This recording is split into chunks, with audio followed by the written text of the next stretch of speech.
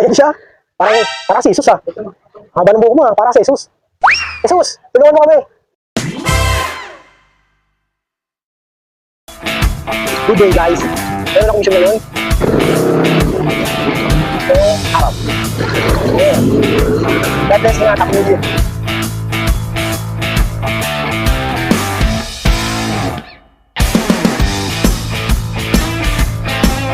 Balang siya, pabalang. May hindi mo nga nalapit sa akin, mga makakaliit.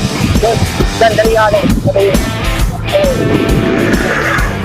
Ito, ano doon? Ano ba? Mga dito, lumalaki na ang lugar ng diba? Kahit malayo, importante, maayos yung pamumuhay. Kailangan tayo magawa dahil pakinayotan tayo. Kailangan natin nag-invest. Kung habang malakas pa tayo, ganda yung life. Kasi, parang hindi naman sa akin, tayo yung rason, yung mga anak mo, yan. Tayo susunod sa ano ba? Tayo makatao lang. Kaya, hindi na yung buhay ko. Ayaw na tayo magtalo. Tayo magbuhay lang. Kaya, good day. Tara na, good day. Nandito kami ngayon sa dagat, nag-cleansing lang sa airpot para sa kanyang kalusugan. Yeah. Tabi-tabi po. Tabi-tabi. Nag-cleansing lang sa airpot dahil survivor siya ng TV. Ano din? Oh, go. Sir, okay na muna. Okay lang yan. Ay, makakaraos din tayo. Sana, palari ng ano, ng taas. Oo, maganda ang dito. Maganda ang hangin. May malapit dala. Hantay tayo tabi. Hantay tayo.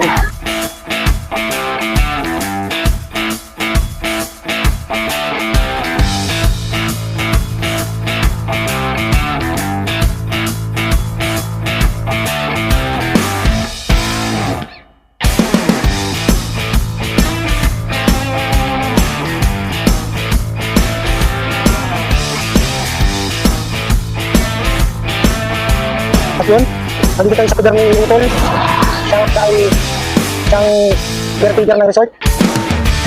Siya yung caretaker ng resort. At ganoon mo palagi, show. Nagalang show, darating din ng para sa atin. Sana palari tayo. Kasi ang umiwas ka lagi sa munggulo. Hindi tapat ka lang sa bawat nangyayari sa buhay mo. Ay mabuti ka. Yeah. Kasi makaturo mo din yan pag ikaw nagkapamilya, makaturo mo yan sa magiging anak mo. At para sa pamilya. Ano siya? Parang si Jesus ah. Haba ng buhok mo ah, parang si Jesus. Jesus, tulungan mo kami. Sa dalawa din yan. Okay, temporary close. Dahil ang ano lang sa ngayon ay nilalakad ang permit. Kaya ngayon, temporary close siya. At yun. Good vibes na, good day.